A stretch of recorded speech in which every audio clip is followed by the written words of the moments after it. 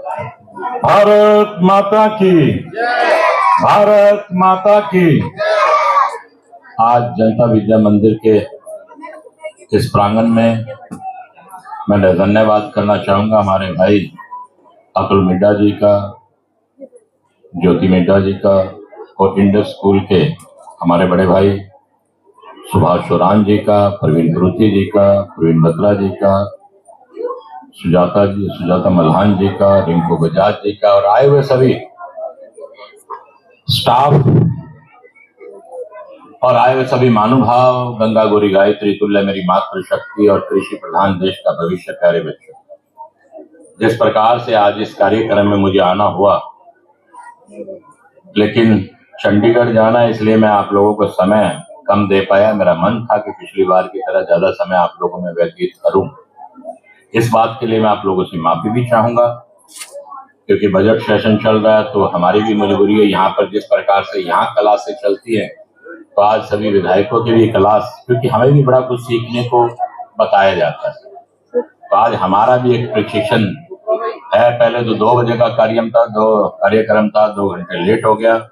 अगर 2 बजे रहता तो शायद मैं ना आ पाता, लेकिन 4 बजे है तो मैं आप लोगों के बीच में उपस्थित हुआ हूँ। और वहीं पर आपको बताना चाहता हूं कि स्कूल वो सदन होता है, ये कहेंगे कि धर्म का मंदिर होता है, जहां पर माँ के बाद अगर कुछ सिखाने वाला होता है तो वो टीचर होता है। और उसके बाद जहां बच्चों को यहाँ से बहुत कुछ सीखने को मिलता, इन्हीं बच्चों में से कोई बच्चा इंजीनियर बनेगा, कोई वकील बनेगा, कोई नेता बनेगा, कोई साइंटिस्ट बनेगा। हमारे समय में ये कह सकते हैं कि बच्चे अगर 35-40% नंबर ले लेते तो माँ बाप भी प्रसन्न हो जाते थे, और किसी के 60% नंबर आते थे तो उसको शहर में दीप पे बिठाकर फूल माला पहनाकर उसे भ्रमण कराया जाता था शहर। लेकिन आजकल के टीचर को देखें, वो इतना पढ़ाते हैं कि आजकल के बच्चे 100% नंबर भी लेने का मादा रखते हैं। 90 पे तो वो सोचते नहीं। बहुत से बच्चे ऐसे जो 90% से ऊपर नंबर लेते हैं, तो कई बार वो रोने भी लग जाते हैं कि मेरे 2 नंबर और बढ़ने चाहिए थे, कम हो गए। ये बड़ा कमाल है। लेकिन मैं एक बात कहना चाहूंगा इसमें, देखिए मुझसे पहले इस विषय पे बहुत से लोग बोलेंगे पढ़ाई को लेके। मैं एक बात तो जरूर कहना चाहता हूं, माँ बाप को भी कहना चाहता हूं कि जहां पर आप बच्चों को पढ़ाते हैं वहां पर बच्चों को अपने धर्म की शिक्षा देने का भी काम करें, अध्यात्म के बारे में बताएं। शिक्षा जहां महत्व रखती है वहां अपना परिवार भी बहुत बड़ा महत्व रखता है। बच्चे 100%, 90%, 95% नंबर तो ले लेंगे, लेकिन कहीं ना कहीं वो बच्चे परिवार से दूर होते चले जाते हैं। चौरान साहब आएंगे, ज्योति बहन जी आएंगी और सभी आपको शिक्षा के बारे में बताएंगे, लेकिन मेरा बोलने का तरीका कुछ अलग है। इनको नंबरों की दौड़ में, जैसे कहते हैं ना आजकल पैसे की दौड़ में इंसान इतना तेज भाग रहा है कि उसको ध्यान ही नहीं रहता कि मेरा घर परिवार है। इसी प्रकार बच्चे भी नंबरों की दौड़ में ये भूल जाते हैं कि रिश्ते छूटते चले जाते हैं। और सबसे बड़ी समस्या एक मोबाइल ने भी कर दी। आज ये मोबाइल हमारा एक घर का मेंबर बन चुका है। हमें अपना बच्चा 1 घंटा लेट आ जाए तो हमें चल जाएगा, 1 घंटा मोबाइल हाथ से छूट गया तो हमें बड़ी बेचैनी हो जाती है कि मोबाइल कहाँ रह गया।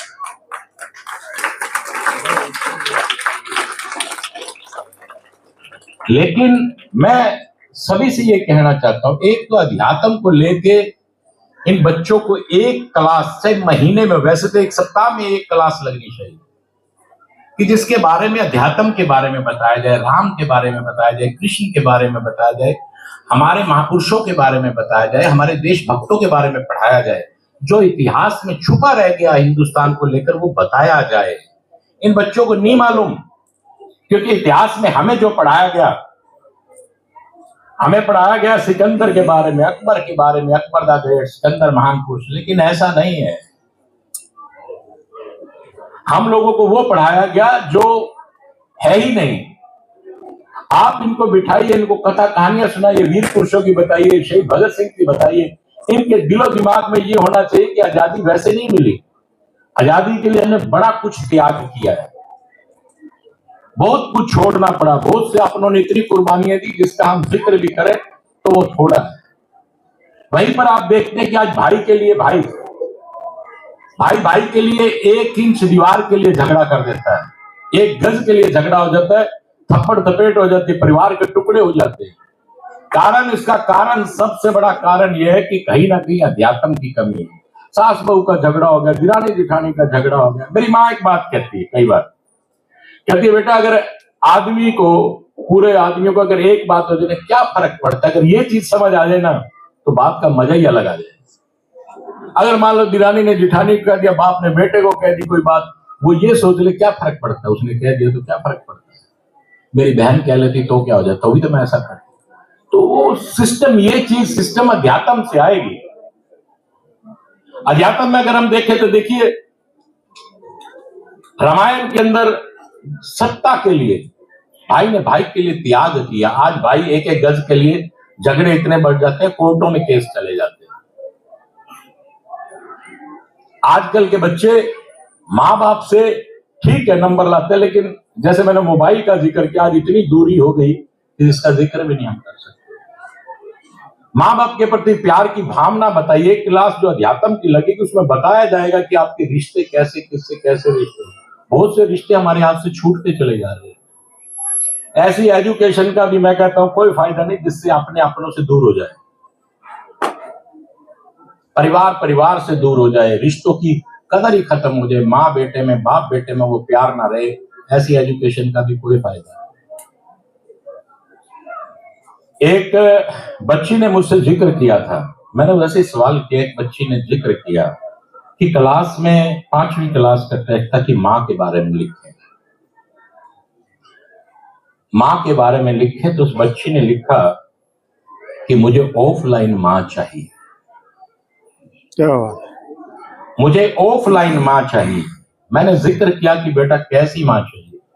बोली माँ मेरी ऐसी चाहिए चाहे वो अनपढ़ ही हो, वो मोबाइल चलाना कम जानती हो, जब मैं आऊं तो मुझसे प्यार करे, मोबाइल से प्यार ना करे। मुझे ऐसी माँ चाहिए, मुझे ऑफलाइन माँ चाहिए।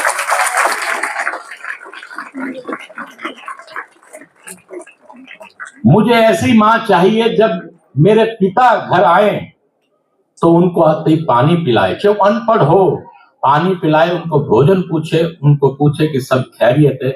मुझे ऐसी माँ चाहिए, ऐसा ना हो कि पिता घर पर आए वो पानी स्वयं भरे और खुद पानी पिए और वो बैठी मोबाइल देखती रहे। मुझे ऑफलाइन माँ चाहिए, ऑनलाइन माँ नहीं चाहिए।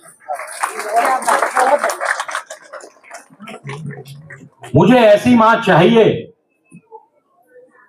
जो मेरे को और मेरे पिता को घर में बनी हुई दाल रोटी बनाकर खिलाए, चटनी बनाकर खिलाए, सलाद काट कर दे। वो माँ चाहिए, ना कि ऑनलाइन पे ऑर्डर देके पिज्जा मंगवाए। ऐसी माँ चाहिए, मुझे ऑफलाइन माँ चाहिए। आज क्या होता है कि घर में थोड़ा सा भी काम पड़ गया तो कह देते बाजार से मंगवा लें। वो भाव नहीं रहता, बाजार वाला पैसा लेगा, बना के देगा, वो भाव नहीं रहेगा उसमें, क्योंकि उसने आपसे पैसा लिया उसका। आज मैं आपके घर में आता हूं तो मैं कहता हूं मैं आपके यहाँ चाय पीने आ रहा हूं, जो आप चाय बनाओगी तो आप ये सोच के बनाओगी मेरा भाई आ रहा है, मेरा बेटा आ रहा है, तो उसमें भाव जुड़ेगा। जिस चाय को मैं पीऊंगा तो वो चाय मुझे भी फल, मेरे शरीर को, मेरी आत्मा को ठंडा करेगी और आपको भी लगेगा मैंने अपने भाई के लिए, अपने बेटे के लिए कुछ बनाया है। आप घर से बना के चाहे एक कुछ भी घर का रख दीजिए, उसका आनंद है। तभी वो बच्ची कहती है मुझे ऑफलाइन माँ चाहिए जो घर में बैठकर खाना खिलाए मेरे को और मेरे पिता को, ना कि ऑर्डर में पिज्जा और बर्गर मंगाए। मुझे ऐसी माँ नहीं चाहिए, मुझे ऑफलाइन माँ चाहिए। मुझे ऐसी माँ चाहिए जो हमको लेकर मंदिर लेके जाए, मेरे पिता और मैं और मेरी माँ मंदिर जाए, ना कि मोबाइल में ही बैठ के भगवान के दर्शन करा दे। ऐसी माँ नहीं चाहिए कि समय को। मैं यही जिक्र आप लोगों से करना चाहता हूं कि मोबाइल ने एक हिस्सा बन गया हमारे उसका। मेरे पिता ब्रह्मलीन डॉक्टर हरिचंद मिड्डा अक्सर कहते थे, देखिए वो 9.5 साल विधायक रहे, उन्होंने कभी मोबाइल अपनी जिंदगी में रखा नहीं। मोबाइल उनके सहायक मोहित के पास रहता था, वो घर लेके चले जाते थे।